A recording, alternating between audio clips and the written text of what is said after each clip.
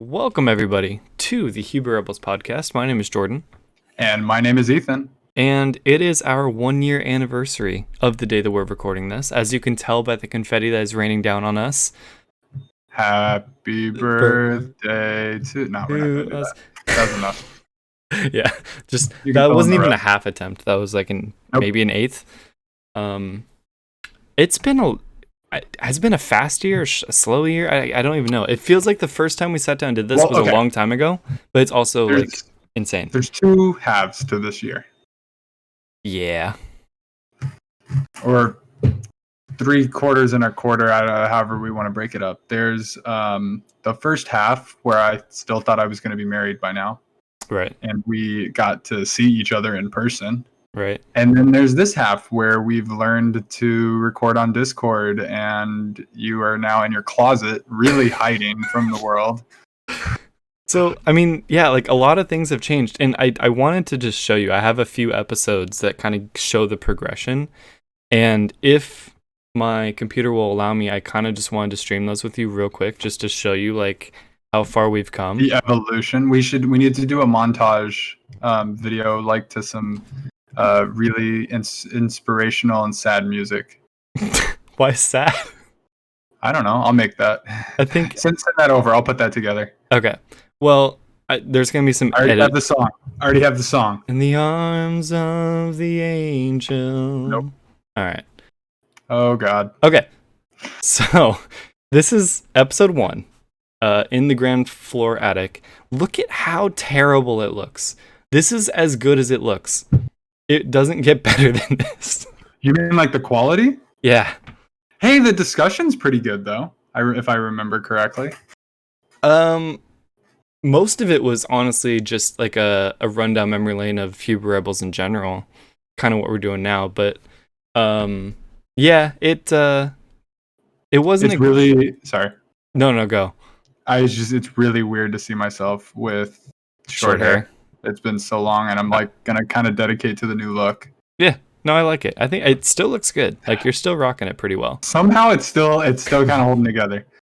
This is so crazy. So this is episode 4. This is once the quality was, a little bit better. We, our lighting was better. Yep, there's me just talking away. Sounds about right. Had some stuff on the table. Wow, my back just spasmed and made me like stop talking for a second. We had some nice stuff to look at on the table. We had our first like evolution right here, and I feel like everything was looking pretty good. It looks clean. Episode 4, Post-Millennial is the name of this episode. One mic, yes. That one mic. I believe that is actually something that comes up in I think the next video. So we'll see that right now. Hold on.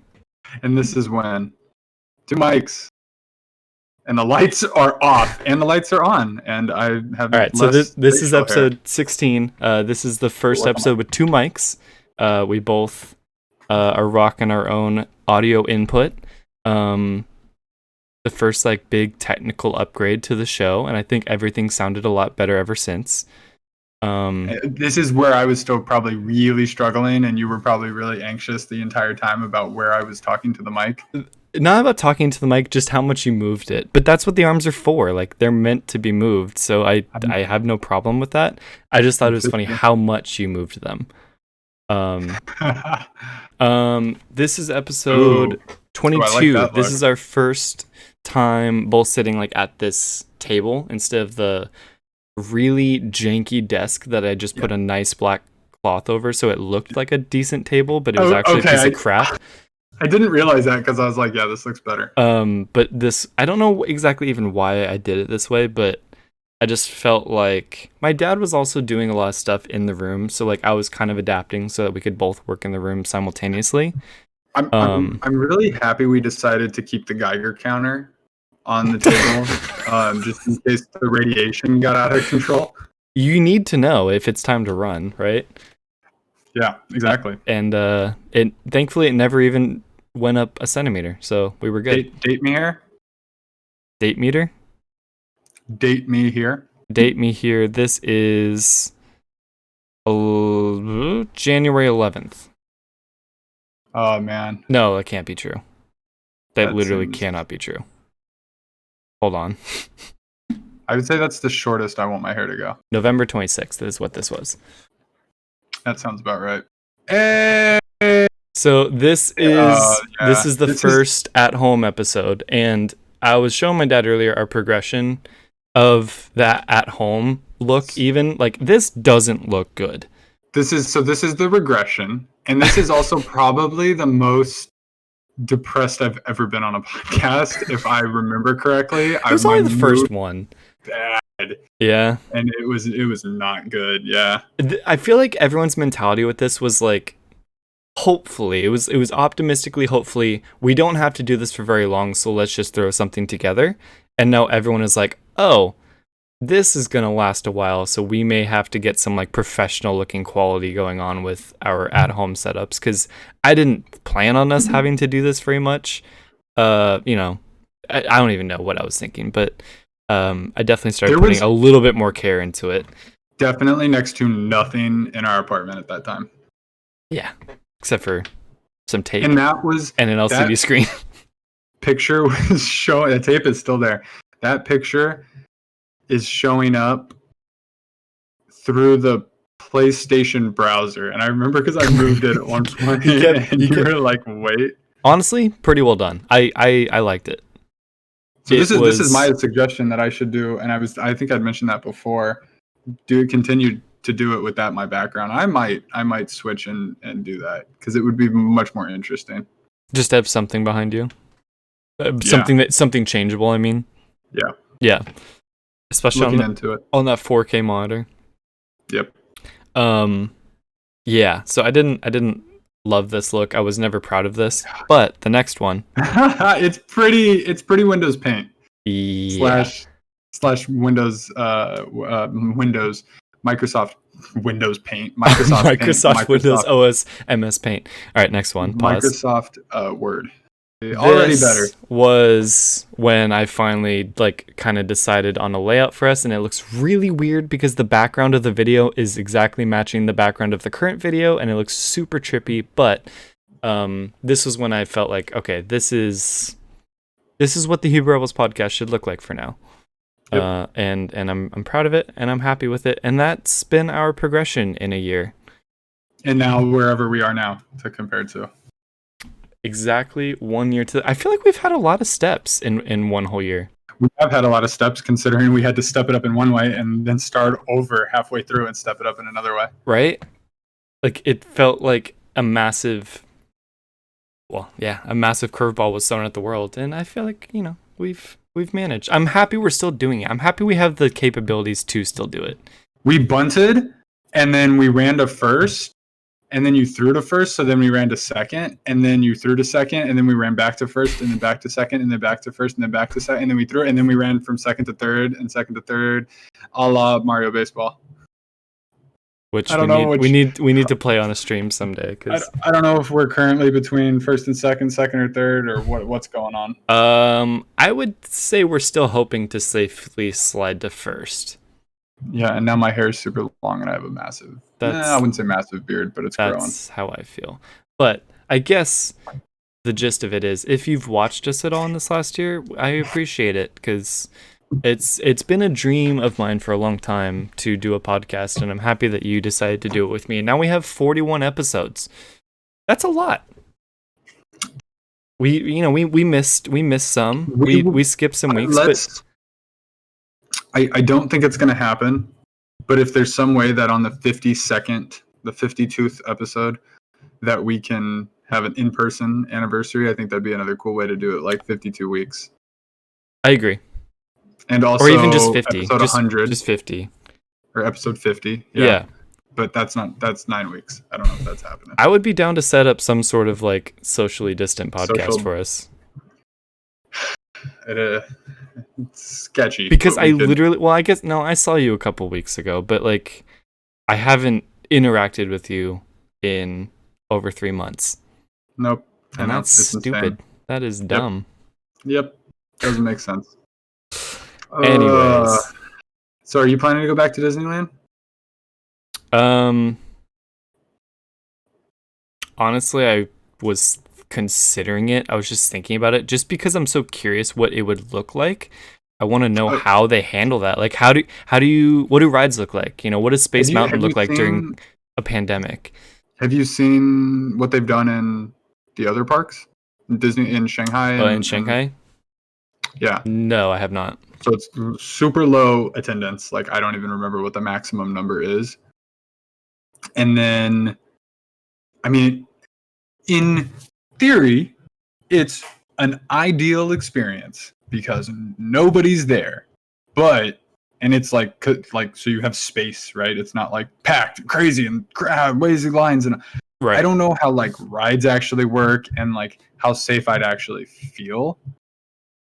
They're checking temperatures. They're doing all of that. I trust Disney to be as thorough and as safe as they can be, but that doesn't. That still doesn't mean that the virus is like, oh, you're being safe, I'll stay away. Like, it will get anywhere it possibly can. I trust Disney to need to make money. That's what I trust. Yes. At the end of the day, they're gonna be careful, obviously. But like you were saying in pre-show, like, they're not AMC saying, oh, you don't have to wear masks because that's stupid. Like, Disney will be, they will follow all guidelines. They'll do exactly what they need to do. A, to open and make money, and B, to keep people safe. Like, I'm really torn. I don't want to have to choose. That's where I'm at. I don't want to have to choose. That's what sucks. Right. Like, if people want to go, that's fine. But let me wait. If I don't feel safe, and I'm going to have to cancel my gym membership for the same reason. You should. I really, I don't know why there isn't an option to still wait to reactivate your pass. Like, you're still going to get my money, the rest of my money, for either option A or option B. If I want to, extend it or just shorten it by those months, you'll still get my money at some point. But the thought of like, don't charge me when it's not like really that safe or even possible. If it's low capacity, then that means I have even less of an opportunity to go than I would have before. Yep. If it's 25%, then that's a quarter of the days I can possibly go. And that's a quarter of what I should be charged on top of that. Right. Yeah. This is purely a money play. And that's why I said, like, this is purely a money play. Yeah. It's basically you're going to be like, oh, well. But with things getting worse right now, at least it seems that way. The numbers are skyrocketing again. We'll see. Because what's their current targeted date? July. Well, it was 23rd? July 17th, but that has now been delayed because they're not going to get their new official guidelines from the government until July 5th or something like that. Okay. So they have now postponed their reopening again. So there's no official, and the crazy thing is that they had opened up reservations. Like, people had a day reserved to go back to Disneyland, and now they have to just wipe that clean. They're like, sorry. I'm sure. That just empty the database, and we'll start again when we think we can open up again. But I don't know.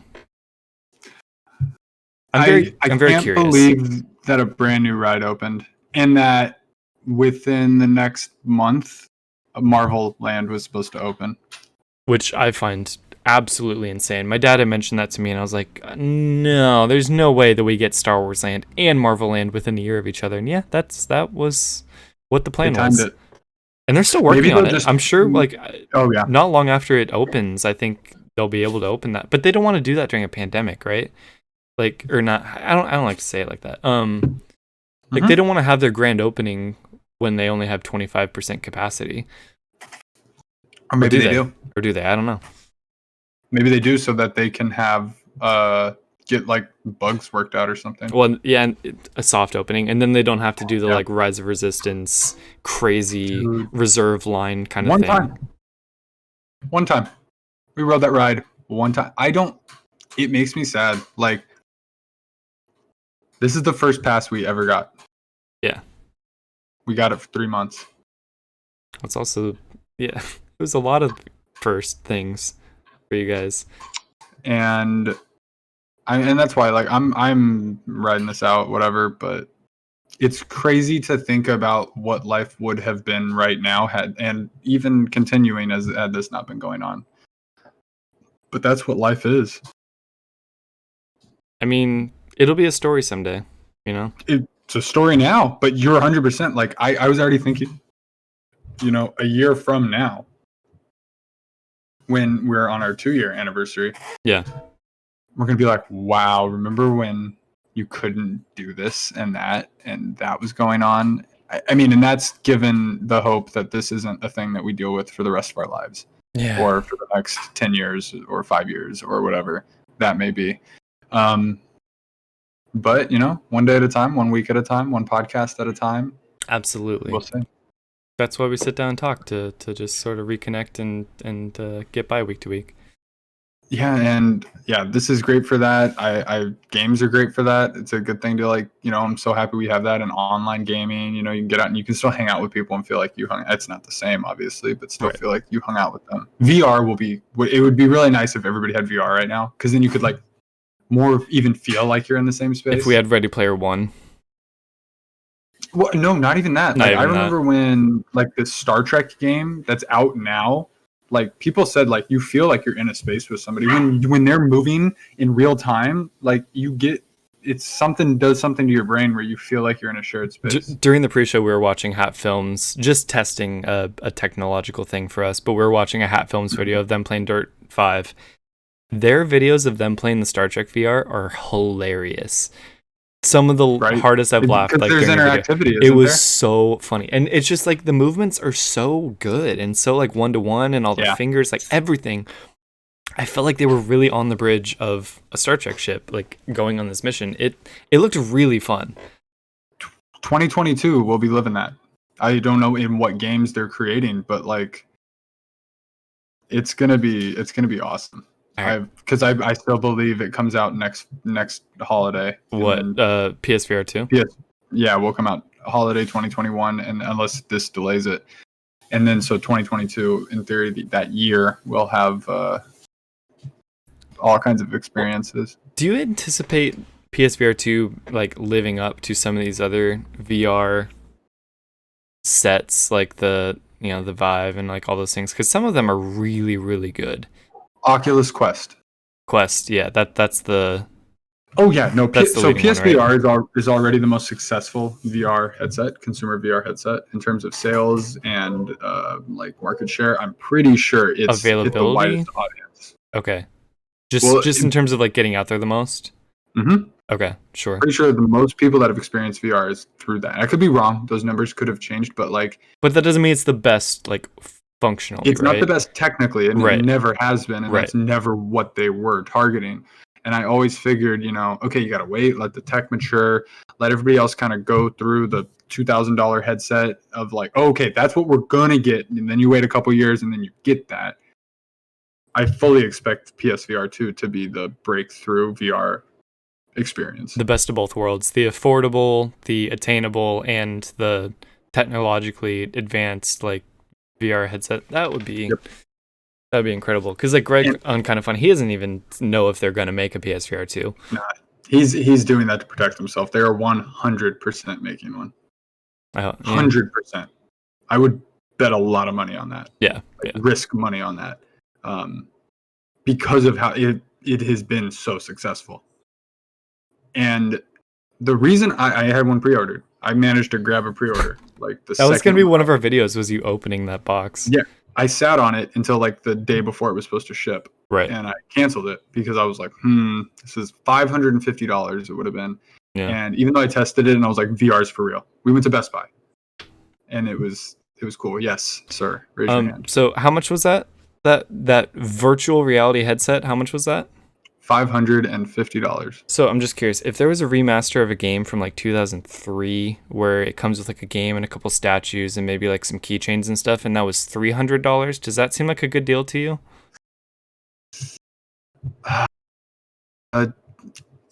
Only if I would want a yellow character and a pink character. I love those colors so much. You get that. You would get that. What? And a brown character. Yeah. That's that intriguing, makes right? The $300. Well, let me sell you on something. SpongeBob Battle for Bikini Bottom Rehydrated Fun Edition. It's $300 and it's a $30 game. I'm sorry, not to derail you from what you were saying. I couldn't believe that you just said that a VR headset was $550 and that this bundle of a game is $300. Yeah, but you have statues to look at. That being said, I did buy the $150 version. But anyways, just comes with SpongeBob. That doesn't even compare. No. That's like another $200 for 2 more statues. I did it because that's like literally one of the top 5 most time spent games of my life. And did it make it on holding your that list? spatula, it was on my list. Where I figured it was on. I actually knew it was on just edited that video. Hold on, let me look. Keep talking about VR though. I want to real quick. I want to double back because we missed something about Disneyland that I wanted to ask you about before we jump back. I want to make sure we jump back and forth and really confuse Absolutely, people. I like doing it that way. One thing, did you hear about Splash Mountain? Yes. Like just today it was announced, right? Or yesterday? Yeah, I think it just came out today. And they said they've been working on it for about a year. About a year, yeah. I think that's awesome. I mean, I've heard that Song of the South is a quite racist movie. Oh, I think it's one of the most. One of the most, yeah. So given that, totally get it. I just real quick update. Battle for Bikini Bottom was my number 9. There you go. Top 10. Top 10. I will miss that song a lot. I really like the music from that ride. I don't know if the song itself is racist. I don't know. I would need to. I'm pretty sure they said. I'm pretty sure I read it was.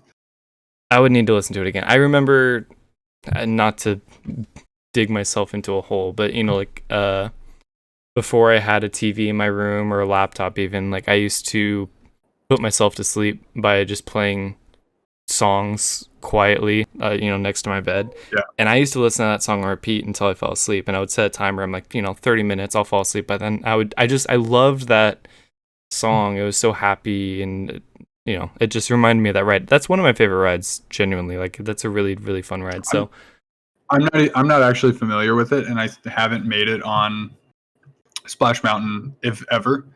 Oh, seriously? Yeah, I may have ridden it as a kid, but I don't remember riding it as a kid. It was one of the ones on the list for this summer. Yeah. And now it looks like that'll just have sailed, but like I'll watch a video of it now or something. So, I mean, there's a part of me that is definitely bummed, but I will sacrifice that if it means that anyone is, offended or put off by it in any way. Like I get it. So, and I think the reskin of it will be perfect to be Princess and the Frog. Like that makes so much sense. I thought, what a great transition that they had that in their catalog to move to that, because it's such an underrepresented movie at Disneyland. I still haven't seen it either.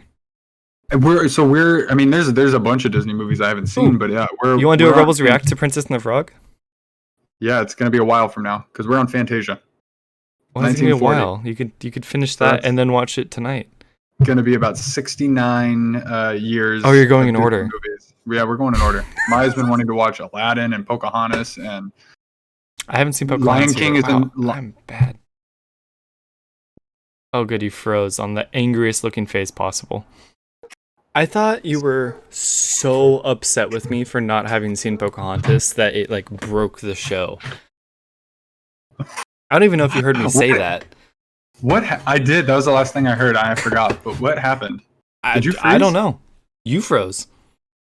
And you froze. You saw the picture I sent you, right? Yeah, I forgot to take a picture of it on my phone, but I have it recorded. Your face was pretty. No, your face wasn't funny. You just looked so angry. And I thought you were just like, because I hadn't seen Pocahontas, I'm like, wow, dude, I'm sorry. That probably was. No, you do need to see that movie, though. I know. That's one of the better ones. With one of the. It's in the discussion of best Disney song. It's in the discussion. Sure. It's not the best Disney song, though. It might be the best Disney song. It's in the discussion for sure. You haven't seen the movie. I know the song though. But you haven't seen the movie, so the context isn't there, too. I know, but the song from Mulan is the best song. Yeah. It's the best, like, hype song? Yeah. I used to fantasize about my high school doing like a Disney musical. So they would like Oh God, integrate different Disney movies into a musical, and I wanted to be cast as the Disney person High that would School sing Musical. that song. Disney High Yeah, School Musical. essentially, yes. And I just, in the same way I always fantasized about like catching the winning touchdown, I used to always fantasize about singing that song from Mulan during like the high school musical, and everyone would be like, "Who is this guy? I've never seen him before, Imagine, but he's such a great singer." imagine if you could catch the winning touchdown and While then get singing, up and somebody handed you a mic and they were like, and then you bust into "You just song. won the CIF playoffs. What do you have to say?" And then the marching band comes in behind me. I'm like, "Hit it, guys!" And then let's get down to business. That's I wish, man. such a fascinating. Yeah, the band comes out and you lead them. Mm-hmm. The mic, the football. Actually, you take the top on the end off the football, and it's a mic. That's so fascinating. You said like, and then everybody would know you because I don't. I never went to a high school where everybody didn't know me, and I didn't know everybody because they were such small schools. Honestly, and my school was relatively small. Also, That's why I think that's why that surprised me. it's weird because I know that there are high schools, at least that used to be pretty near us, where the entire population of the school was 20 people. I know of schools like that, like they're really tiny, Yeah. like Lutheran schools, and legitimately there's like 4 or 5 people per class. That's insane. That's weird to me. Yeah, that's too. My private school was 800 in the entire school, and then there's your like public city high school that's like thousands. So Yeah. Your compared to 800 was what most, grade? I was pretty small. 9 to 12. 9 to 12, yeah. That's what she said. Dang it. How dare you? 9 to 12. So my senior graduating class was 38 people. Wow. That's pretty Yeah. small. Yeah. That's quite small. That's what she said. You also had a wildly different high school experience than any American. I know, isn't it? No, some Americans, but I guess, yeah. Isn't it? I mean, I'm American. Isn't it crazy that I know that I went to school underwater where some of my classmates were like fish? It's just, I still can't believe that happened. And then everyone sang "Under the Sea, Under the Sea." Yeah, that was our school anthem. That's why you wanted to sing that. I wanted to sing a Disney song too. It just wasn't fair. But yeah, we're watching through all those. We now that we've got the new TV, we really need to watch Fantasia. It's not in 4K, which makes me sad. Is 2000? I wish. Maybe I've seen 2000. I made a list of all of the Disney Plus 4K movies, and I went in order. Okay. And it's interesting. So every Pixar movie, I'm pretty sure. Cool. They've done in 4K. All Pixar, pretty much. I think every Marvel movie, also. I would hope so. All of Star Wars. I would hope so. And then these are the Disney movies, and it's random. So I did these in chronological order of year of release. So the first one was Sword in the Stone. That's in Ultra HD. But weird. And that's the first one. Do you have a year? What year is that movie? I don't have the year right now. 60 something. I want to say like 62. That seems too old. 1963. 70? Hey, pretty good. I've slowly been filling those all in my head. Yeah. So after Sword in the Stone is the Black Cauldron. Then we jump all the way to Little Mermaid. So there's a giant gap of no 4K? Huge jump. And before that. And does that mean that there never can be? Like, is that lost or it just isn't currently? Remastering. I think it has to do with remastering. Okay, so just the time hasn't been put into getting that yet. Why is Sword in the Stone? Like, that doesn't make sense to me. I know, yeah. So I don't know if the info's out there, but maybe I can look into it. So then we've got Little Mermaid, Beauty and the Beast, Aladdin, The Lion King, Princess and the Frog, and then Tangled, Wreck-It Ralph, Frozen, Big Hero 6. I'd imagine everything since, right? No. Moana. I don't think so. I think there might be a gap here. I could be wrong. Moana, Ralph Breaks the Internet, Frozen 2. those ones, but I think Tangled and Wreck-It Ralph, I feel like there's something in between there. Maybe not. Regardless, that's all there is, and that makes me really sad because Fantasia would be like top of my list. So those are the ones you're watching. You're not watching every Disney. No, those are the Disney in 4K. But is that like the list that you're going through, or are you gonna watch like every Disney movie? Every single Disney movie. Nice. You are a dedicated Disney Plus subscriber. I appreciate that. That's why I've been like waiting for it so long, and I can't find. Oh, it's right here. So we've so far only watched Snow White, and that was in January, and then Pinocchio, and that was in March. We've been watching other stuff. We've been watching Boy Meets World, watching Community. So Pinocchio is freaking weird, right? So good. It's so weird. I've not watched it since I was a kid, and I was very put off from it, and watching it now, I'm like, this is like, they really went for it. Because I really try to think about, like, this is 1940. February. I'm even putting the month to kind of, like, the progression of, like, when these movies were coming out. So, Snow White comes out December 1937. Like, changes the game, basically. Oh, yeah. I don't think we can even understand how. Have you ever seen like the machine that they use to get like the depth of field in the animation? Like they would have panes of glass that they would paint on and then layer those on top of each other. And then they would mount a camera on top of it from top down and then like zoom in or out to get that depth perception. Zoom in. Because is that for like the scenes where they would like pan? It was like the transition ones, yeah, where it would like zoom in or out or something. It was so revolutionary and insane for that time. Just to even think about mounting a camera from the ceiling. Yeah. You know, it's like Walt Disney and everything they did Maybe was that's what so we need insane. to do. Just for the podcast, just shoot the top of our heads.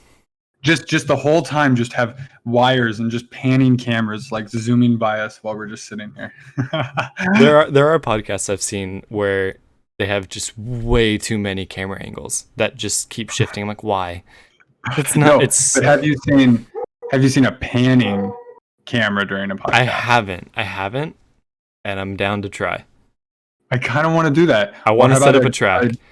A panning drone camera during a podcast. But it would have to be a silent drone. But no, wait, would it? But look at that shot. If the camera's good, if our mics are good enough to just pick up our audio, then maybe. But you could pair it up in theory, but it's like in 8 or 16K, and the drone is just so far away that you can zoom in and have us still look good, and you can't even hear the drone. I don't think that would work in the ground floor attic. It would be like a 200 gigabyte show, but but things to explore. Yeah, down to try.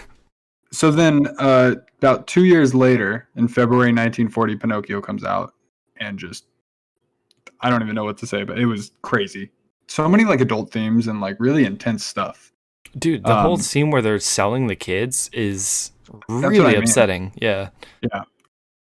And then November of that year, Fantasia comes out. So that's currently where we're at. We need to make some progress. After that is Dumbo the following October, Bambi the following August, and then Saludos Amigos, The Three Caballeros, Make Mine Music, Fun and Fancy Free, Melody Time. So those are all ones that I have zero familiarity, and I was considering skipping. I've not heard of most of the things you just said. Yeah, I saved them all from Wikipedia. We're gonna watch all of them, and then we get into normal territory: The Adventures of Ichabod and Mr. Toad, October 1949. So, what was the last normal one? Bambi. So 7 years later, we get to, and I've seen that. Yeah, but I have no memory of it. And then after that is, and this is kind of where Disney got back into kickstarting to their modern day. Cinderella, February 1950. Nice. I like that. I feel like that's such a clean. I love that, Cinderella 1950, and it makes so much sense. Yeah. And then but we gotta watch them. So we're gonna get through those. I mean, now's the time. Indeed.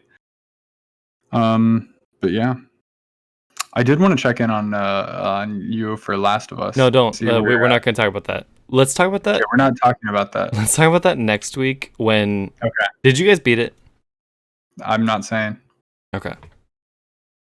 We'll talk about that next week when I have beaten Unless you want to know. And then we can talk about it and however far through part 2 we are. I don't want to talk about things that I haven't. I don't want to bring up things I haven't finished that people are expecting me to have finished it. I just feel annoyed with myself. Okay. You know what I mean? That's okay. It's like, God, I suck, when do you want to start part 2?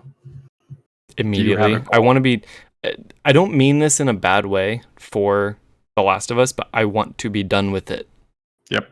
Both of them. Oh, yeah. I've seen little bits of part 2, and it looks gorgeous. No, just little things. Yeah. Little, like even like physics things. It looks gorgeous. I can't wait to play with Ellie and like adult Ellie and see like how her story has progressed. Like I'm very excited for that, but I am so ready to be done with this world. It hurts, man. There was a scene, or there was a level that I just played that was the most stressed I've ever been playing a video game, and I eventually figured it out. Like I was kind of dumb, and I figured out how to beat it relatively easy, but it's the part after. I know I'm talking about it now after I said let's not talk about it, but this will be bonus. It was the part after Ellie gets up from the elevator and then you fall down into the water and you have to like find your way back to her. And then you get into this room and you pull the cord on the generator, and then there's the big giant like swollen thing that keeps throwing the stuff at you, and things keep running at you. And I'm like, I don't know where to go. And I think I've run away from everything. And there's the big monster thing again. I'm like, how did you get here? And then I realized that there's like ramps that he can just shortcut up to me. So I really can't run away from him, and I can't kill him very easily. And I don't. Oh, it was awful. I hated it. So I'm really happy you brought that up, and I do want to keep talking about this. All right, I'm happy. I'm happy we're having a little checkpoint because. So do you remember recently when I was like I had to put it down? Yeah. We were playing. It was that I got down there. We were in that room, and that part of the game, that moment, is one of the moments that has stuck with me. It was awful. Like you will never forget it, right? And that is 100%. When I first started pulling the cord on the generator, when you're doing the little mini game of like getting, and you hear the noise of the first one coming, you're like, oh no, oh god, oh no, wait, what kind is that? Is that a clicker? Is that a runner? Like I can't tell. And then I couldn't figure out how to like back out of the thing I was doing, and then it just attacked me, and then everything after that was awful.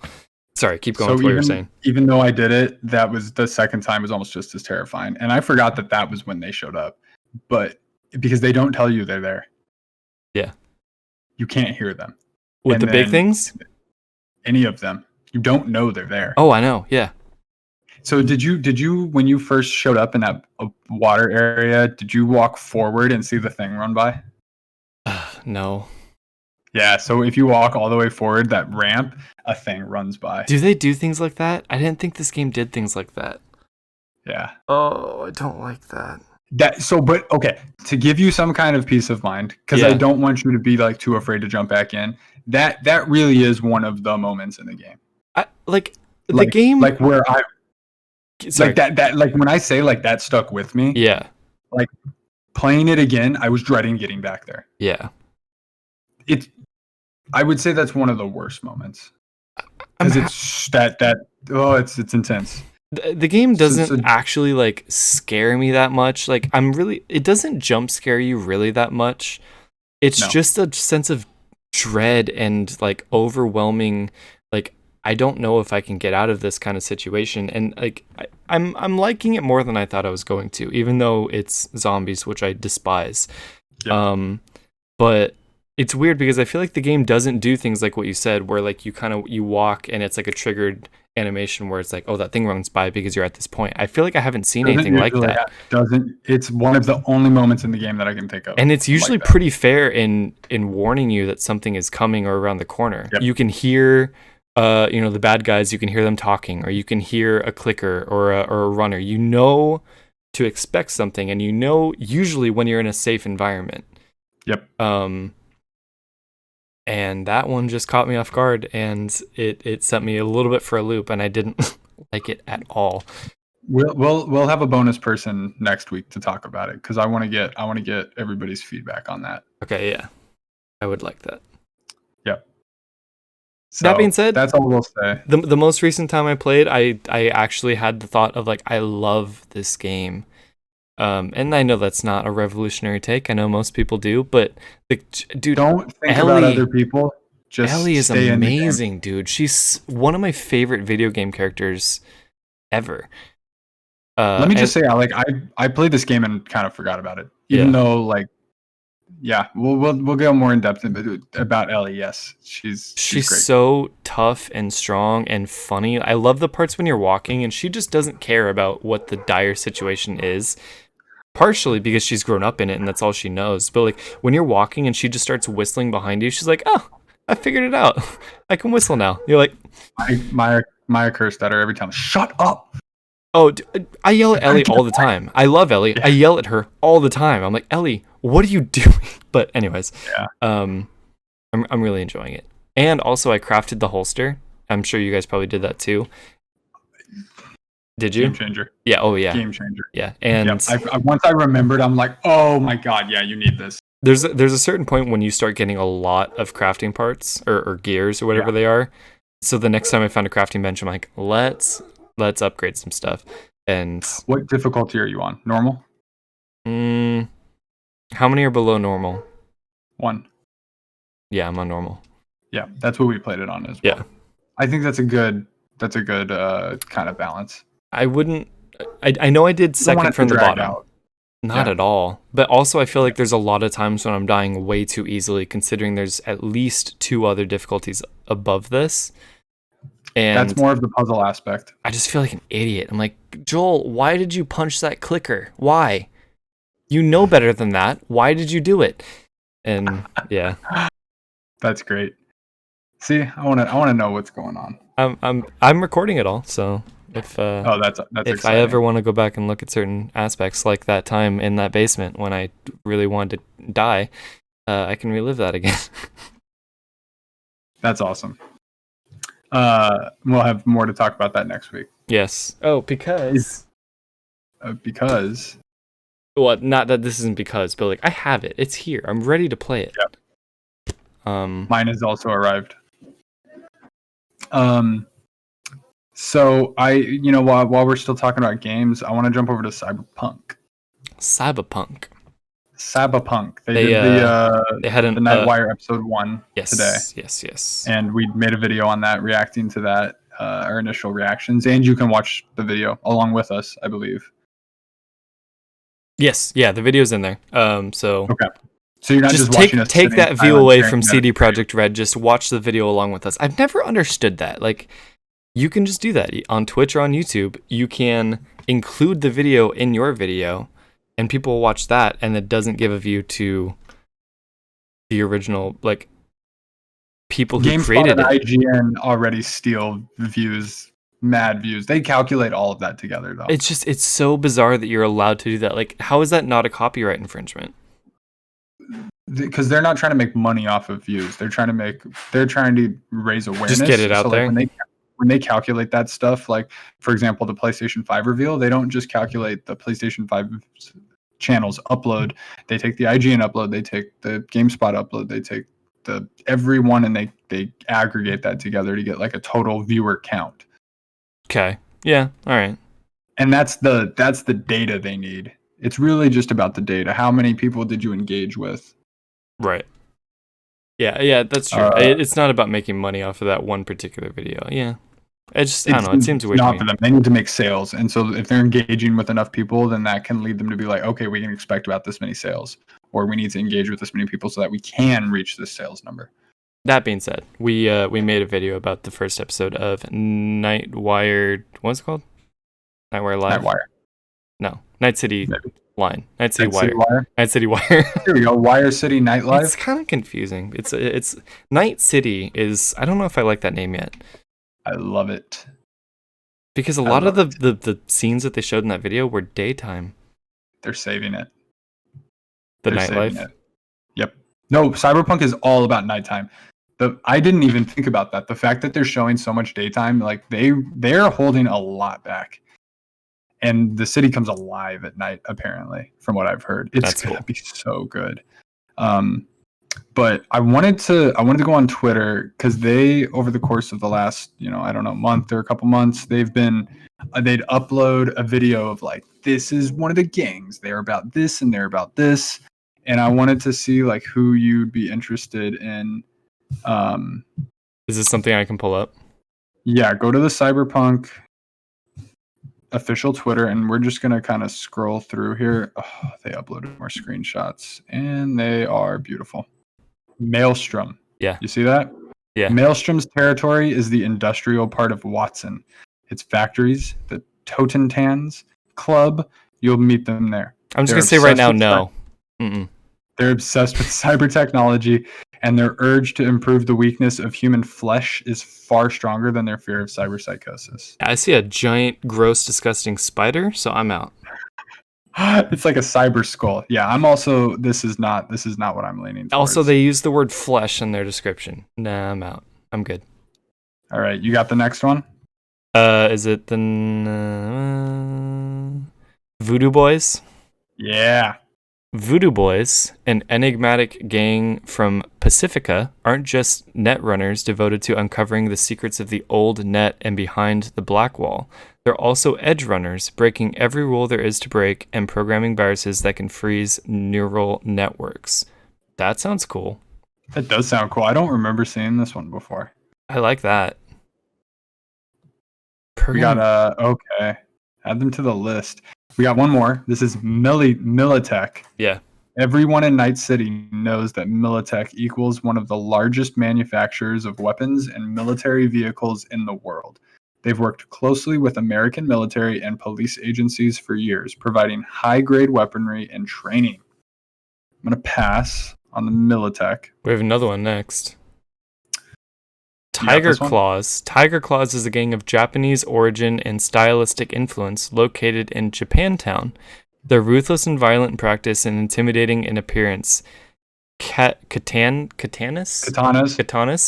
street bikes, and... Oh, I'm an idiot. I thought that was a name. Yeah, katanas, street bikes, and luminous tattoos are their trademark. I like the idea of a luminous tattoo. Yeah, I forgot that's going to have it. They're going to have like glowing tattoos. Also, yeah, Blessing on Kind of Funny, in his reaction, he confirmed swords. Oh, wow. So, yeah, you can have a katana. Tiger Claws sounds very cool.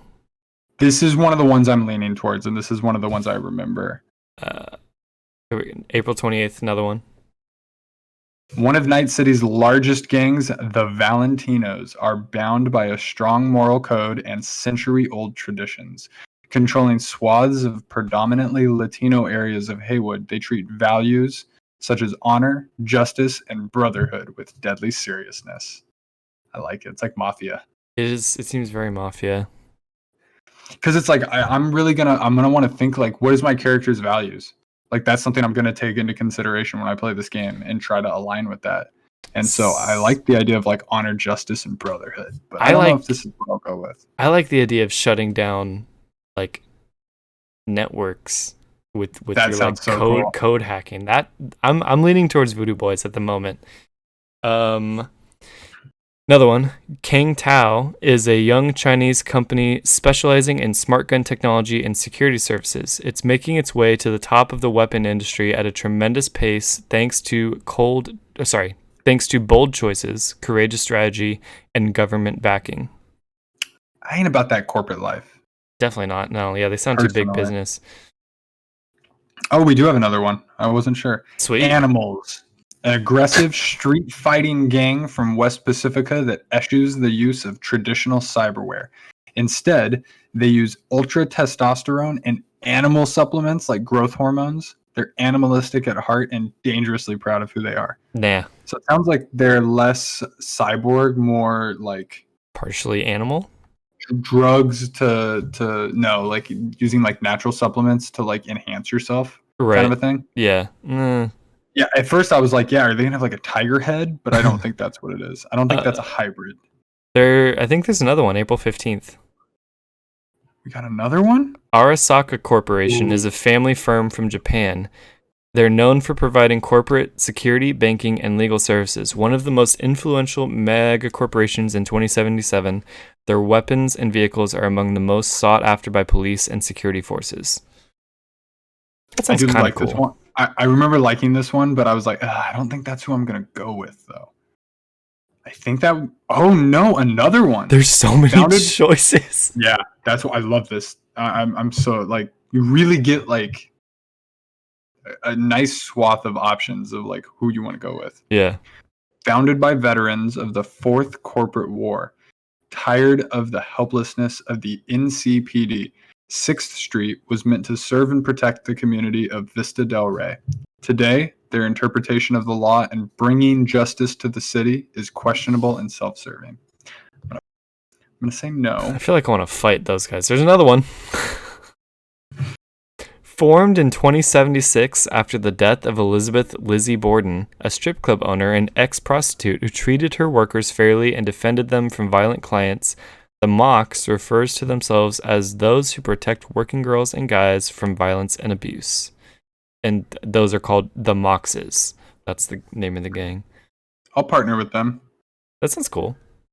I want to say I think that is the first one. Yep. So that's at least I don't know if that's I'm not 100% if that's all of them or just what they've announced so far, but I'm currently leaning towards the Tiger Gang, I think. Yeah, I am leaning towards Voodoo Boys. Voodoo Boys sound pretty rad. Are you seeing these SteelSeries Cyberpunk headsets? Looks like they've partnered up with them and they're gonna have like licensed headsets. It's kind of cool. I'm like kind of tempted to. I want the graphics card. Yeah, that looks really nice too. I think it's like insanely expensive. There's literally no reason to have any kind of licensed. I understand people have computers where the outside is all windows, so you can see the inside of it, but still, there's no reason to pay extra to, have brands on your computer parts. I think a Cyberpunk graphics card would look pretty sick, though. It would look really cool, but the type of PC you're going for. I guess it depends on how much more money it is. If it's like $20, maybe, but I don't know how much research you've done recently. I know you were like looking into building a PC. I started researching like what's the current kind of benchmarks and for what you get, and we're kind of in a transition right now. Yeah. And I really do. I think I'm gonna wait a couple years to like fully upgrade. What kind of transition? Like what's to 4K? Oh, I see. Right now, to get like true 4K gaming performance is not cheap. And I think I'd rather wait a couple years and then get like where 4K is the standard or close to the standard. But you got to spend like $1,000. Well, the thing is like the best graphics card. I'm not building a computer to game necessarily. Like I want to build a computer for this, like I want something that can handle everything for a job, like I have a very basic computer at the moment. I'm not a PC gamer. I'm really not. So that's a good point. Maybe I don't need that. I feel like I don't. If I'm gonna game on a PC, I don't need it to be 4K, I have a monitor that I like. I'm not gonna upgrade just to a 4K monitor for that sake. So I don't need my computer to be 4K either. I think it's because I was hoping to potentially plug it into my TV, but I don't need to do that. True, you do have a giant 4K monitor on your wall, but because can you game even though you're plugged into like a 4K monitor? Can you game at a lower resolution? Yeah. So you don't have to run it at the game at 4K, for example. I wouldn't think so. No. I'm gonna double check on that because I'd be down to just hit wherever that 1440p mark is. Yeah. Because for streaming purposes and whatnot, like I may want to upgrade. Not in 2 years, and then wait and just do a 4K upgrade a couple years from now. When it's cheaper, yeah. Yeah. Hey, if one step down from a 4K computer is really cheap right now because there is this sort of like middle ground, then I'll jump on that. Like I want a decent computer that can actually run my my recording program right now smoothly and not have any lag. So I'm sorry if it's skipping, but I'll get to it soon, hopefully. Subscribe on Patreon. There's depending on when you listen to this, maybe there's multiple tiers, I don't know, but if you join us on Patreon, can we what? A 50-cent tier? 50 yeah, you get nothing for it, you just give us 50 cents. But 10-cent tier. If you want to support us, that would help us a lot because we could improve the quality of our show and everything else that we do in the future, and we would appreciate that. So, and if you have access to some hidden stock of webcams somewhere, shoot that over. Is that still a problem? Oh yeah, it doesn't exist. That's so weird. I just bought a webcam accessory from Amazon, but nice. Yeah, they have the accessories. They just don't have the webcams. I got the little flappy thing so I can cover my webcam, just in case I ever forget. Yeah. The privacy. Yeah. Cover. That's the one I want that comes with that. But Apple announced, just to kind of sidestep real quick, they announced they are officially transitioning to their own chips, ARM-based processors, starting later this year. Okay. Super exciting because I'm looking to upgrade my computer because I don't even have anything that could stream my stuff at 4K. The data transfer rate, I don't have any computer device that can do that. So that's why I was like, well, damn, I can't even upgrade a computer, but there may be a middle ground that I can pull that off. Sure, yeah. So we'll see. I would I need to get a new Apple laptop as well. Wait till next year. Yeah. Yep. I'm shooting for I got this one when I was still in college. This has lasted me twice as long as my last one. I got my first Mac 2009 when I moved back for college. Okay. And then that lasted me 4 years into 2013. Late 2013, I upgraded to this. I've had it now for almost 7 years. And it's still going pretty strong. Yeah. And the plan is to upgrade next year. That'll be 8 years on one computer. That's kind of unheard of. I hear about a lot of computers just kind of croaking at around that time, if not sooner. Mine definitely did. I've killed multiple computers, unfortunately, but right. So I feel like 8 years, if I can double the lifespan on this one than the one before it, then 16 years? I don't think I'll ever have a computer for 16 years. That doesn't seem possible. No, but if it can last you another 8, I feel like that's money very well spent.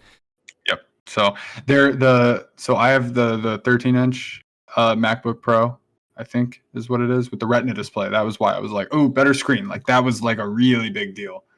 And so Apple released a 16-inch MacBook Pro, but they still have the 13-inch, and the rumor was that they were going to make a 14-inch. Basically, what they're doing is they're moving the bezel out. Yeah.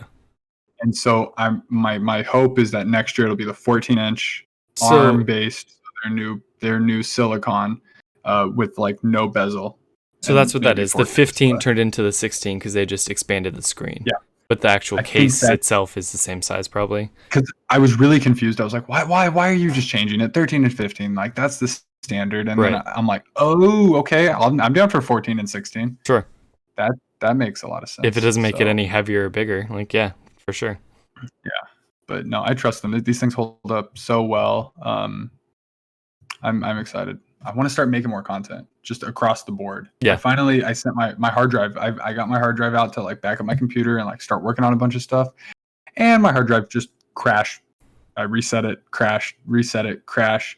So I went on. This was the hard drive that I bought when I accidentally deleted my last one, and I was freaking out, and I lost all that footage from E3 that I'm still kind of devastated about.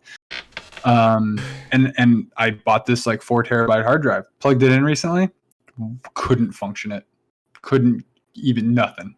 And so I pulled it up on WD's website. I couldn't even find the receipt. I couldn't live where I bought this thing. I was freaking out. So I was like, let me see if I can just put the serial number in on their website. Yeah. I was about a month away from still within warranty. So I sent it out to them and I just got it back. So what did they do? Are they going to fix it so that you can access it? Or wait, or does it? No idea. It has stuff on it. I told them it wasn't working. No. Oh, I see. Okay. Because that was all a fail. So I just haven't been using it. I just want to use it as a backup drive and to store stuff. Well, then worst case, they'll send you one that works, right? Well, so I got it back. I haven't plugged it in, but I'm hoping that everything works smoothly and I can use it to kind of expand my computer and whatnot. Cool. Very cool. Yeah, I'm excited to get you to start streaming because I feel like that'll be a fun kind of progression for us. We can both kind of make a little bit more content and maybe get it out there. Yeah. I wanna I want to really focus on a schedule. I do too. And having a reliable, because I heard that that's really, really important. It is. When people can expect content, it helps a lot. So Yeah. I think if that would be kind of, not if I guess we're year 2 goal. Yeah. Would be to get that figured out. I think we've learned a lot. I know you've learned a lot through this year. Yeah, for sure. Doing most of the heavy lifting. Even if it was like, we could pick a day, but like one podcast a week, one reaction a week, and then, if we want to add any other kind of shows or contents or like a stream or something, if we game 1 or 2 nights a week and stream that on expected times and dates, like I think that would be good. Because you're right, like consistency and reliability definitely helps grow a channel, and we have been everything but consistent this entire time. So, but we've improved our quality and our experience and our comfort level with all of this, and so I think we lock that down, and we'll be smooth sailing. For sure, I'm excited. I am too. Huber Rebels, the future. Year 2, part 2. Chapter 2, part 2. Part 2? Starting with The Last of Us Part 2. Hey! Not bad. I am going to throw this out there. Make sure you also play Left Behind after you finish Last of Us. Seriously? Yes. Is it long? No, 2 hours. Before I start Part 2? Yep. Okay. All right. Yep. Don't worry about it yet. Finish the game, and then the next night. I have zero idea what it is. I don't have any reference for that. I don't know what that is at all. I didn't either. But okay, so you guys beat it. Well, no, I never played that when I was. I know what it is now. I never played that. When I originally beat the game like 5 years ago. Okay. But just make sure, by next podcast, you said you were hoping to have it beaten. I want to make sure you play that too. I want us to both have done that. The whole package. Yeah. Okay, that's fair. You'll be okay. Don't worry. What is the multiplayer for Last of Us? I don't know. I've never touched it, but people say it's amazing. Really? It was originally supposed to, and then it was originally supposed to be part of part 2. I forgot that this even happened. They cut it out and have made it a separate thing that will be coming out at a later date. Interesting. Yeah, I forgot about that. I'm happy you mentioned that. Uncharted had a multiplayer, right? Yeah, I hated it. Is it just like a shooter, just run around and play Uncharted deathmatch kind of thing? Yeah, people are way too good. It's just when there's this many multiplayers, it's like I don't have time to get good at all of this. Dude, I will say some of the upgrades that I did with like reduced weapon sway. I know at the beginning I said, and by design, it's impossible to shoot at the beginning of the game. When it's not, and you just blam headshot somebody, I'm the best zombie hunter in the world. Mm-hmm. And it feels so good. I feel so good. It feels so good. So, I did want to talk about one other thing. So we're both planning to get Xboxes. Yes. For the first time. Yes. I have gotten a quick kind of shortcut to owning an Xbox through Maya's Xbox. And an Xbox One S. Nice. Yeah. Which is just beautiful. I remember when they announced Xbox One was a disaster. This was the first revision, and I was like, that's beautiful. That is objectively a beautiful console. And they put a 4K Blu-ray drive in there years ago. Yeah. So her brother recommended that she upgrade to Xbox Game Pass Ultimate because there's a new Age of Empires Definitive Edition, Age of Empires 2 Definitive Edition on there. So she already had Game Pass? She did not have Game Pass. Okay.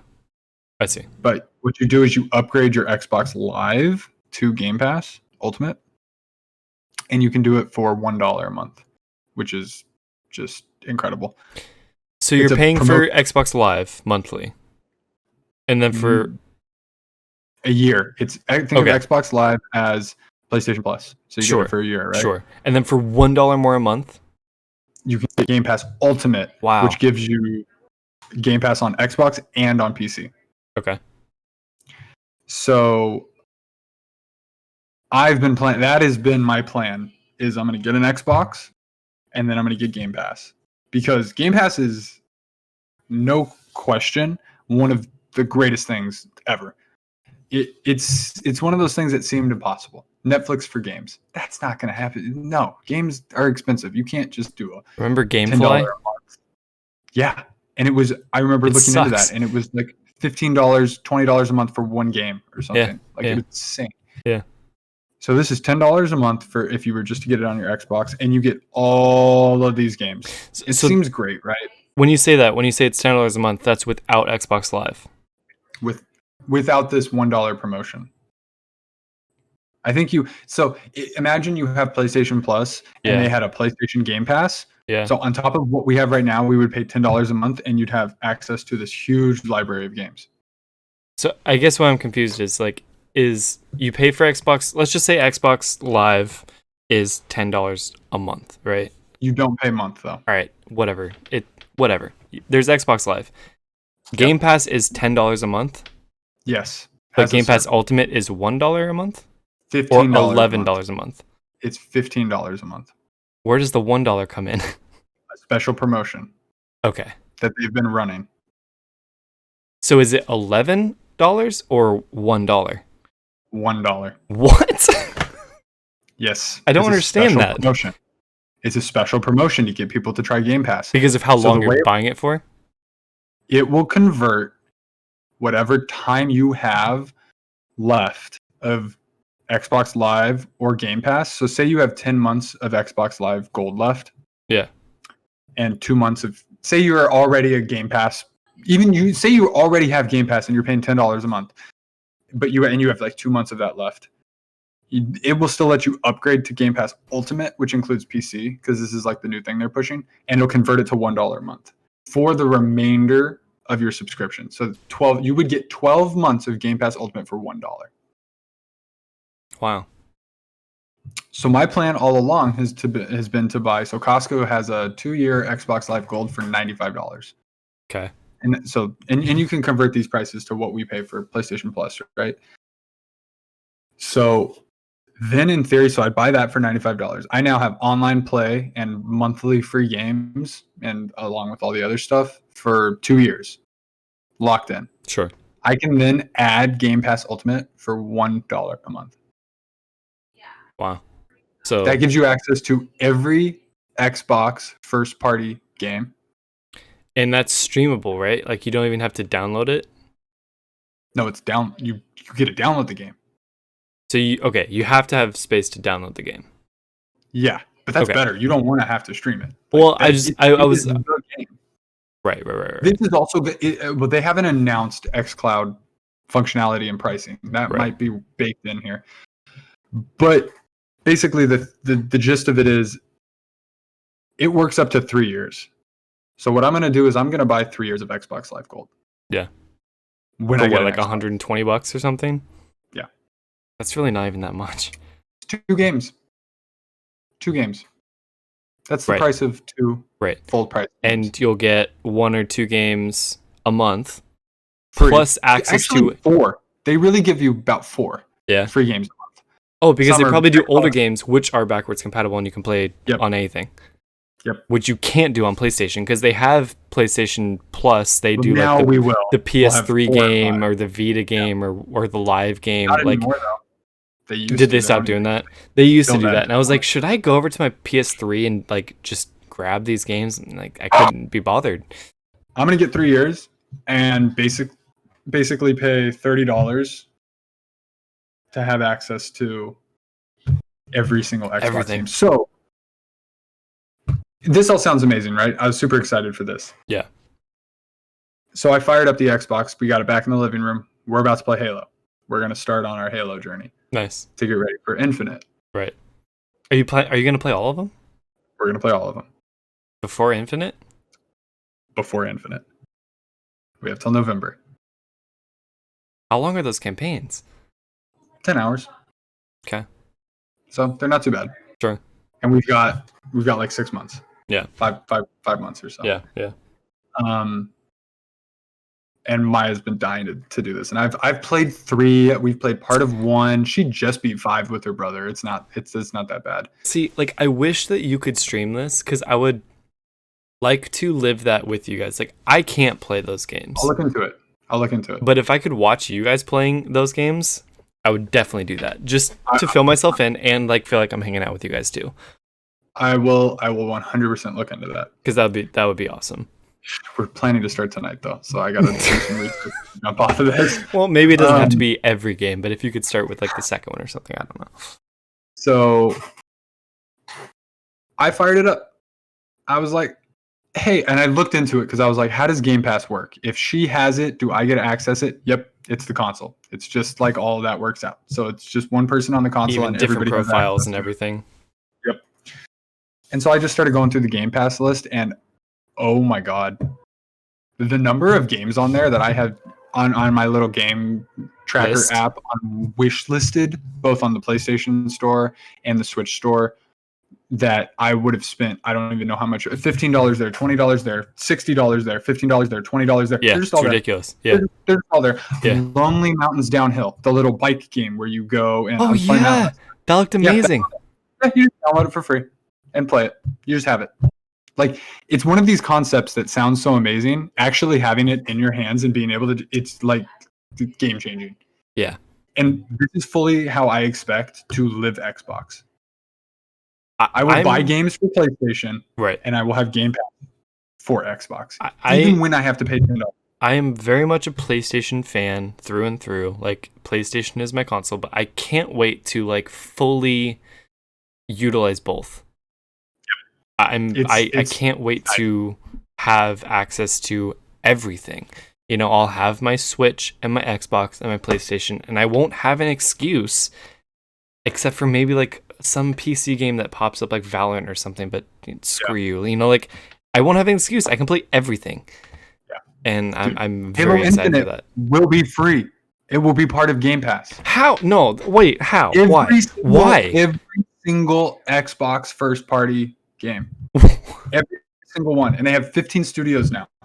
That's Forza Horizon. I can just download like, Forza and play it. Right imagine now. If like PlayStation Now is like, oh yeah, just get The Last of Us 2 and Ghost of Tsushima for free. It's like, what? And that's the difference. Is like Nintendo One is never going to do that. Their IPs have value. Their games never go down in discount. PlayStation is reaching that. Xbox isn't there.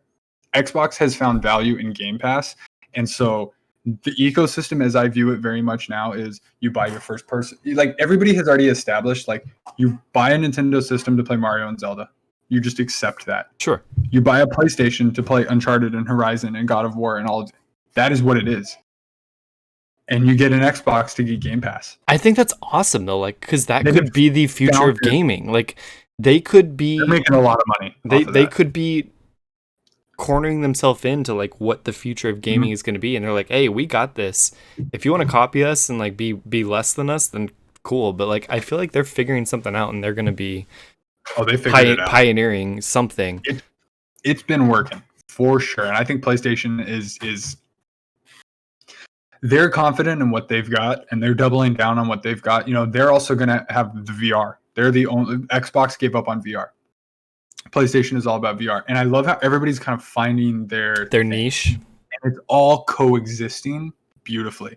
Crossplay is now a thing.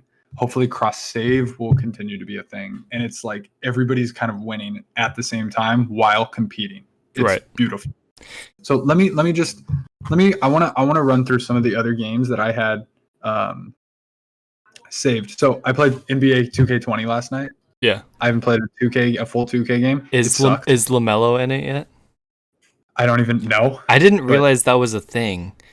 I saw on Instagram they're like the draft was going to be tomorrow, and LaMelo Ball was going to be in 2K20 or was going to be in 2K. Like, here's a picture of him. I'm like, LaMelo was going to be in the NBA. When did that happen? He's probably going to be better than Lonzo. Too. Oh no, I fully expect him to be there eventually. I can't believe that we've hit that point in time already. Where's LiAngelo? Yeah, no, he sucks. He's on like a G League team. Yeah, he's not good. Okay. Not to hate, but no, it's not the same. But let me run through some of the games real quick that that I've downloaded and added.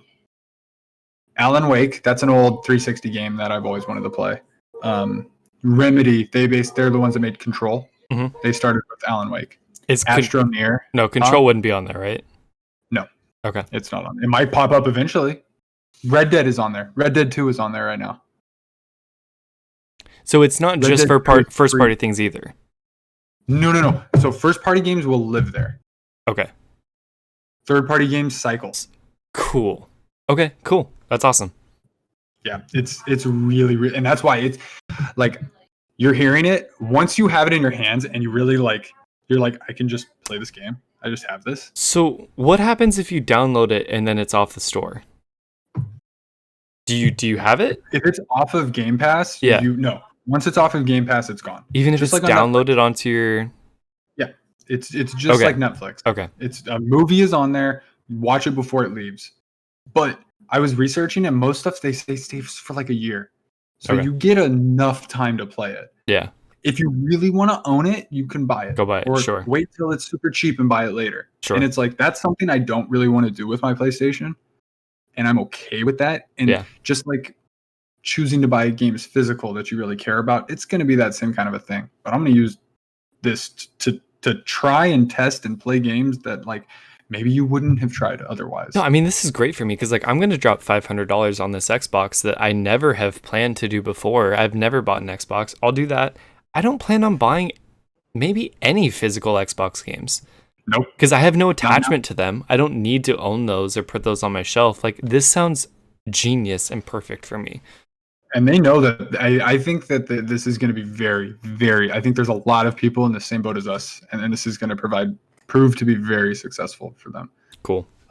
So Astro Near, that's that like colorful space exploration game that I've been wanting to play for so long. Free. Downloaded that.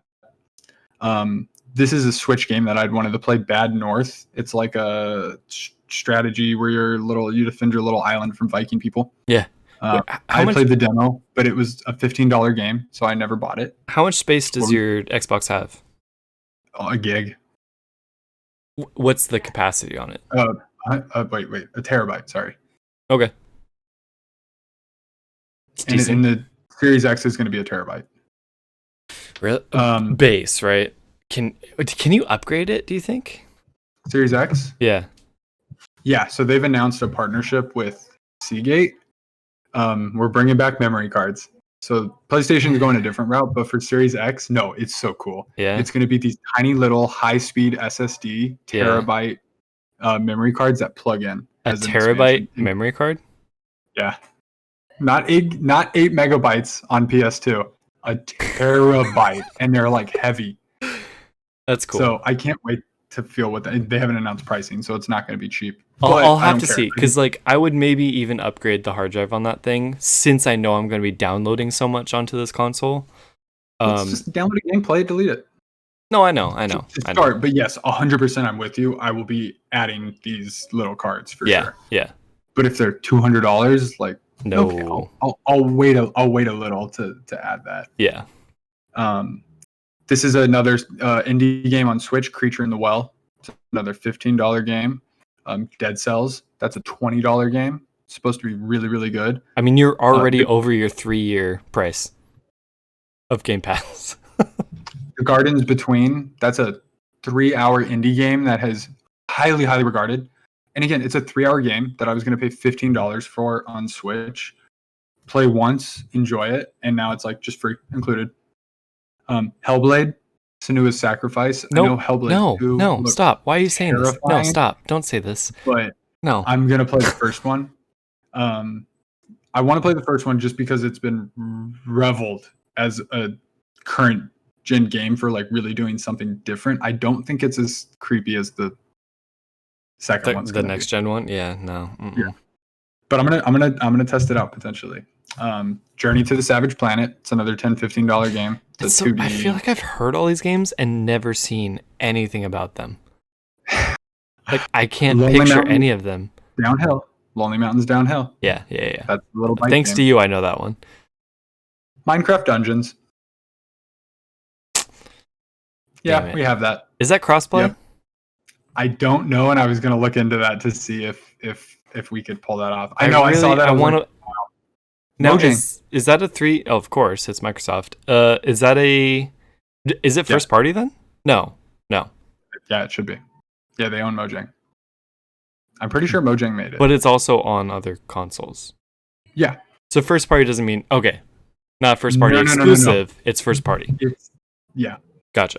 Mojang's an interesting one because they bought it. They're not going to restrict Minecraft to their system. Is there any way that the 3 of us could play on 2 different consoles, do you think? I wanted to talk to you about that. I got to look into it, but I think that very well may be an option. Because I would love to play that with you guys. Like, I feel like that's the next evolution of our Minecraft story. Yeah. And I think that'd be a good step for us. I was waiting until now to tell you that. So now we got to figure that out and see if that's... So if it's crossplay, I'll buy it right now. I don't care. Like, yeah. and we'll play it. If not, I was like, damn, if you could come over, we could all play it here for free. True. So we'll just play it by ear and we'll see what we can figure out. I kind of doubt it's crossplay, but no, Minecraft Dungeons does not support crossplay. All right, well, screw you. So the next one up, as you can see, we're going in alphabetical order. Moonlighter, another indie Switch game that I was planning on playing there. Another $15 or $20. That's where it's like you own this shop and you go out and you do procedurally generated roguelike dungeons to like collect like monster stuff, and then you go back to your shop and you sell your stuff there, and you can build up your shop and upgrade it. Can you explain to me what roguelike is? Because I hear that term all the time from Kind of Funny, and I don't know what that means. I'm pretty sure it means procedural elements, which means each time you play it, it's a little different. It's not all pre-designed levels. Cool. I think that's what it is. I could be wrong. Because I remember being very confused about that, but I'm pretty sure that's what it is. Is that based on a game? Like what is like? Is there a game called Rogue that was like that? Because Souls-like is based off of. I want to say yes. Dead Souls. No, Dead Souls. No, what's it called? What the hell? Dark Souls. Demon Souls. Demon Souls. Right. That was the PlayStation 3 exclusive. That's been. No. There's lots of dogs barking. Roguelike is a sub-genre characterized by dungeon crawl through procedurally generated levels, turn-based, tile-based, blah, blah, blah. What is it based on, though? What's the origin? The 1980s game, Rogue. Yeah. Cool. That makes sense. Awesome. Okay. I like that. I'm glad I know that. You're getting picked up. Okay. Now you don't bark. All right, next up, Moving Out. That is an Overcooked style game where you're moving furniture and whatnot. So another fun multiplayer game that I've had saved that I wanted to play since we enjoyed. Is Overcooked an online kind of game? Yeah, Overcooked's online. Could we play that? Do you have it? I'll get it. Yeah, we could 100%. It's one of my favorite games. I want to play that with you guys. Okay, yeah. I want more just options to play with you guys, or things to stream. Like that's 100%. That game, the thought of it stresses me out, but I'm down for it. Don't worry, we're really good. I know. You have 4 stars on almost everything. If not everything. We have 3 stars on everything. We're working on 4 stars on everything. Mm-hmm. But we've had so much other stuff we got to get through. So Moving Out, NBA 2K20, which just confirmed my great decision to stop buying 2K. The option, though, of being able to download that and play that for free is great for you because you no longer have to buy those games. You can just download it and see how it is and be like, nah.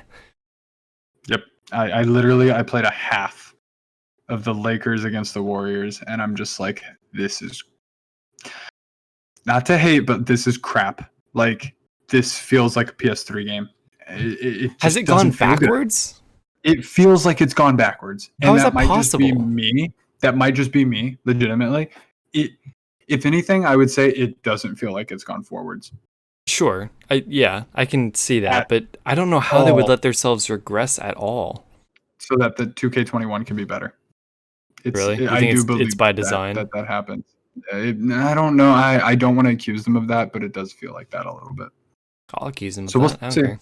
If you give me a photorealistic or at least like a really good looking, like genuinely upgraded experience with like with actually responsive control, if the reviews finally come out and everybody's like, you have to get this, I would. That is when I will jump back on an NBA basketball game. At this point, I'm waiting for NBA Live to come back. I'm kind of done with 2K. Yeah. I want to see what 2K does with other sports. Yeah, we'll see. But again, they've like WWE has been getting worse. They have some games that look absolute garbage. We'll see about golf to see if they make that better. They killed their baseball game. They killed their hockey game. When you say kill, do you mean good or bad? It doesn't exist. They murdered it. Yeah. Yeah. All right, the next 2 games, Ori, both Oris on there, first party. They're just that excites me because I hear about those a lot. We played those when we went to E3, or we played the most recent one. Will of the Wisps. When we went to E3, when we went to the Microsoft like basement that we went to. That was fun. I'm happy we went to that. Weird. It was so weird, but it was very claustrophobic and weird, but it was cool. Yep. But it's an E3 memory, right? Like, yeah, 100%. I'm happy that's in our brains that we did that, even though at the time it was like we were tired and we didn't really know what was going on, and we had to wait to play one game, and we wanted to play the other games that we couldn't play. A lot of the reason we were in there was because it was so hot outside. And we're like, well, what else can we see in the main hall? Not much. All right, let's go to the Microsoft place. I really hope E3 happens again and we can go back. I do too. I don't want it to be better than the first one. Or if it is, then cool. But like, I'm very happy with our first experience. Oh, magic. That's absolute magic. That was a dream come true. The next game up, Outer Wilds. This is a game that I have been dying to. Not the Outer Worlds by Obsidian, Outer Wilds, right. Which was that like kind of weird game where you're kind of in space and you hop around, and people were saying it's like a Game of the Year contender. I've watched streams of that game. It looks cool. Yeah, that has been really high on my list to play, and I was like dying for it to come to PlayStation because I wanted to get it, and then it came late, and I haven't gotten it yet, and now I don't need to. Now I have it on Game Pass, and I think we might play it. The next one is A Plague Tale: Innocence. This is a game that came out last year, known for its rat physics. You run around, and I think it's a plague. It's like during the plague or whatever, and rats, and it's a weird story game, but it got good reviews and it did some like unique special stuff. So it's like, okay, I wasn't gonna buy this, but I might play this it for free. Sure, yeah. Next up, Rare Replay, and this is gonna be on there forever. I have Banjo-Kazooie, Banjo-Tooie, all the Rare games, Conquer, all of them. That's a developer or something, right? Yeah, Rare is the developer owned by Microsoft, but they put out a game called Rare Replay, which includes 30 games. Wow. Yeah, their whole back catalog. Wow. Viva Pinata games, like all these crazy games. And so you can play your Banjo games. I'm really conflicted with if I want to do that with an Xbox controller, and I still haven't decided if I'm going to do that. I mean, you've played them both countless times with a Nintendo controller, so can you easily play those games right now on Nintendo if you wanted to? No, it would be on my N64, and I only have Tooie. Then I think you should. The second game. And I think I might. But it's low on the list because there's so much other stuff. What about on the Nintendo, like, back, their weird, like, right? Because they don't have an N64 version of that yet. And the rights are all owned by Microsoft now, so nobody knows how that would ever work. What is that called? NES Online or Nintendo Online or whatever? Nintendo Switch Online. Yeah. The next game up is Sunset Overdrive, which is it was the sole Insomniac game made for Xbox, now officially owned by PlayStation. Gonna have to play that just as a Insomniac fan. And I don't know when I'll play that, but at some point. And I'm pretty sure it'll stay on there. This is a lot to look at. There's a lot more games on Game Pass, but this is the last one that I have added. Uh-huh. This is a game that I swore not swore, but like was really set on playing on Switch. It launched on Switch. It was a phenomenon on Switch. I was like, I'm gonna buy this on Switch and play it. Saw it on Game Pass, downloaded. I'm like, I'll play it on here. Done. Like, it immediately went out the window. The fact that it's on here, and that really showed me the power of this. Sure. Yeah. Is that you don't care anymore. Untitled Goose Game. Oh, sweet. That sounds appropriate for an Xbox. Also, for me, like, I get what you're saying, but like that just seems like a good home for it. It's a 2-hour game, so I can knock that out and be done with it. And won multiple Game of the Year awards. So wow, that's good for them. Yeah. But yeah, basically, I'm sold. Like, I was already sold before even trying it, but I just need to continue to add to that commentary of like, this is a great thing that they're doing, and make sure you're aware of what's out there for when you get an Xbox. You have me very, very excited about it. I mean, I was already down. Bro, Flight Simulator is going to be a part of this. It's going to be on Game Pass. So, like, you don't get a run from me. I'm going to constantly be like, yo, I'm flying. Get up here with me. Fly right next to me like the Blue Angels in a 787. Oh, dude, we should practice, like, doing our wings and then go out. Ooh, we should. That would be cool. Yeah. I do have one more Microsoft thing to talk about. So, yes. I don't know if you heard about this. You might. I'm sure you probably did. Mixer. Oh my god. The Microsoft-owned streaming company who is the rival to Twitch. There's Twitch, Mixer, and YouTube Gaming. Like, those are the three big ones. They've dumped money into it. They paid Ninja around roughly $30 million to stream exclusively on Mixer instead of Twitch. He converted from Twitch, where he had the most followers, views, subscribers, blah, blah, blah, blah, blah, blah, blah. He was the king of Twitch. And they paid him a fortune to come to Mixer. And what happened? 20 million. Shroud got paid a lot too. Like, he's definitely up there in terms of like the kings of streaming. Mixer is done. Facebook has now absorbed it in their like Facebook gaming thing, but Ninja is no longer under, none of them, Ninja, Shroud, they're not under that contract anymore.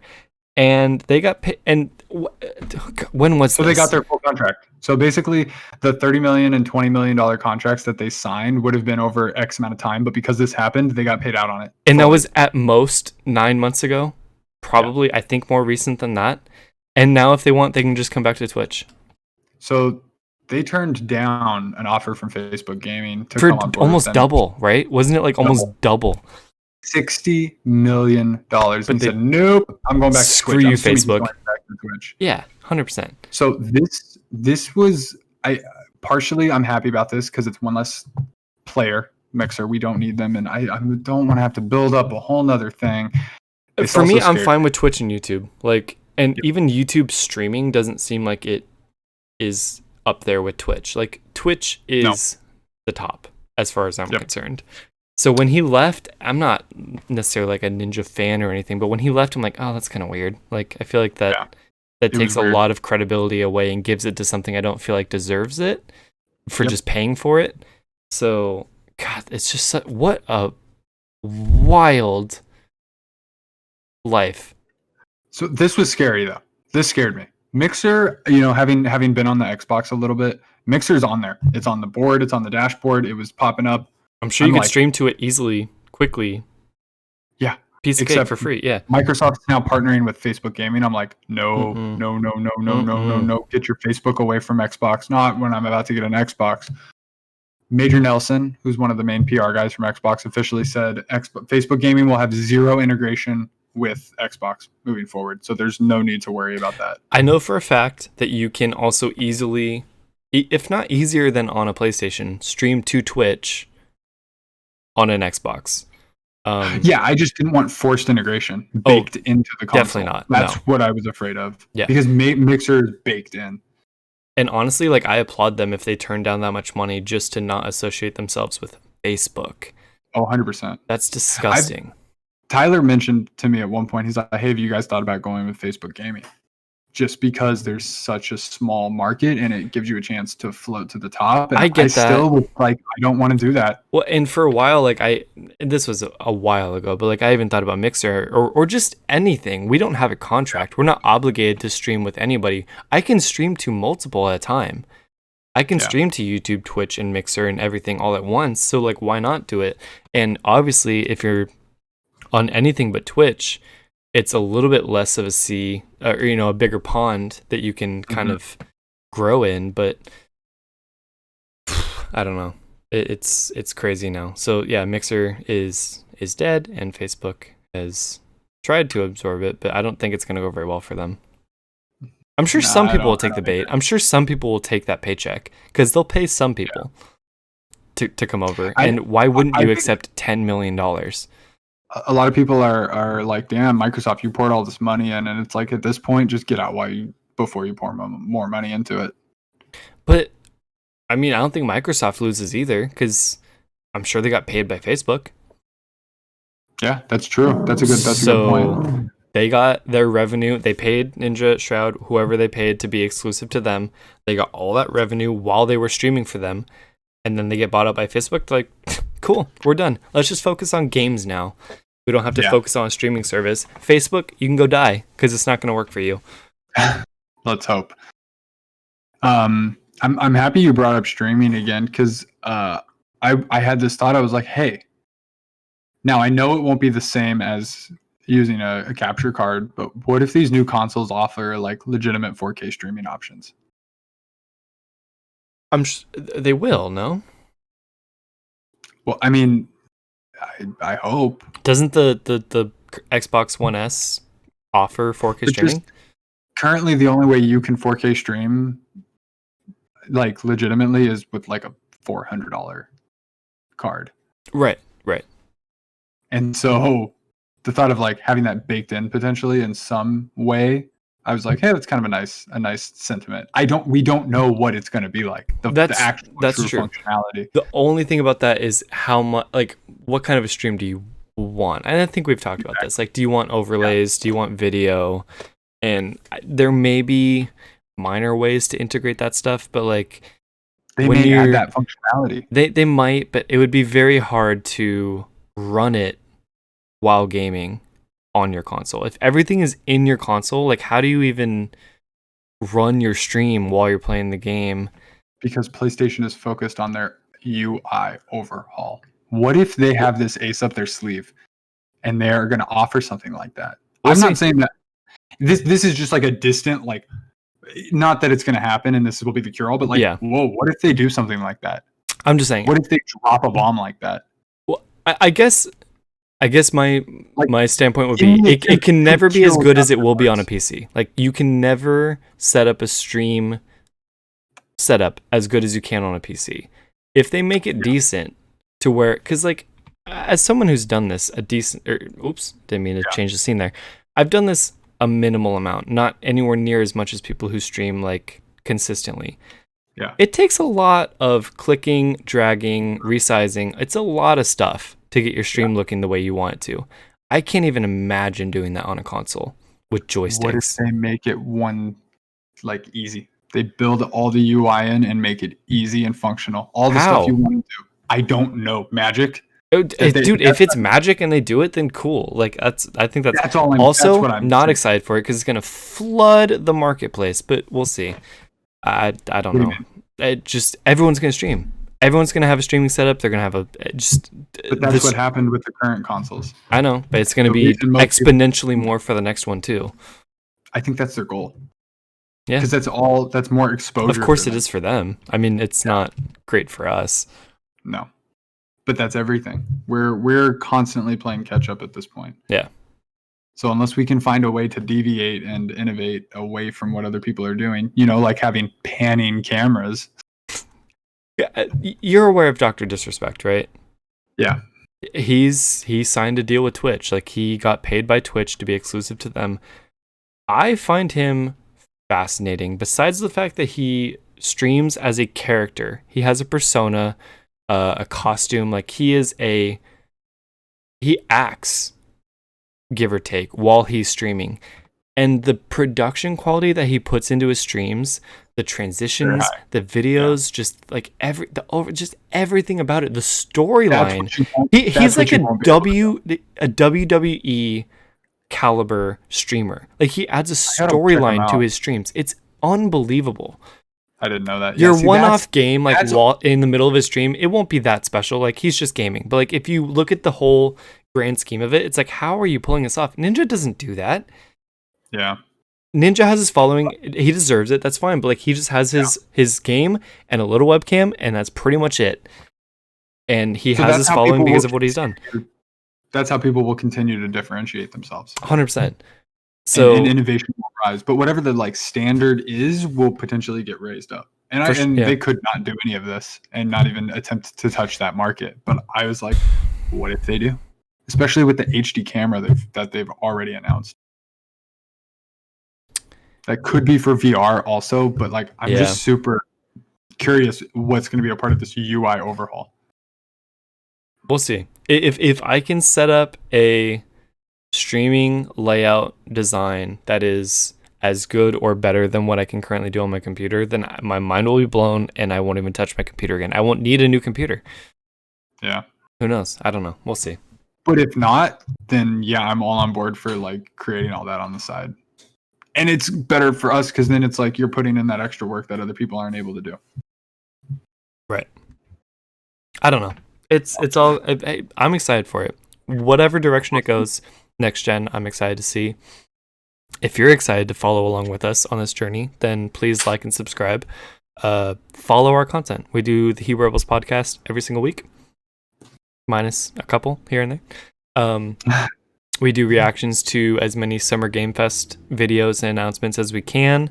We react to movies and TV shows as they come out and as they interest us. But you can find that all here on the Hebrew Rebels channel. Our podcast is also on the Apple streaming podcast app that you could find on your phone or your tablet or whatever it is. But I've got nothing else. My name is Jordan. And my name is Ethan. We are the Hebrew Rebels. Till next time. Welcome to the rebellion. And happy 1 year anniversary! Woo! We did it. We made it a year. And we're gonna go more. I can't wait.